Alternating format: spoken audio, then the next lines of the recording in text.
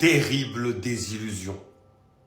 Terrible désillusion pour la Côte d'Ivoire, qui aujourd'hui, les amis, a été surclassée tactiquement par cette équipe de l'Égypte.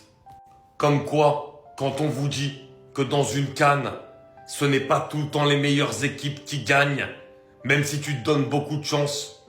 La Côte d'Ivoire, qui faisait partie directement des favoris après son 8e de finale magnifique contre le Burkina Faso, et l'Égypte de l'autre côté, qui avait montré beaucoup de difficultés contre le Bénin. Et finalement, sur ce quart de finale, l'Égypte qui surclasse tactiquement complètement cette équipe de la Côte d'Ivoire. J'ai vu une équipe de la Côte d'Ivoire bloquée, qui n'a pas réussi à proposer son football, qui offensivement, avec toutes ces pépites qui faisaient une CAN magnifique, n'a pas réussi à faire des différences. Tant les Égyptiens étaient bons, tant ils ont été solidaires. On sait que cette équipe de l'Égypte, elle n'a jamais été réputée pour produire un très gros football. Mais elle a été réputée pour être solide. Et en transition, elle a frappé et elle a frappé très fort.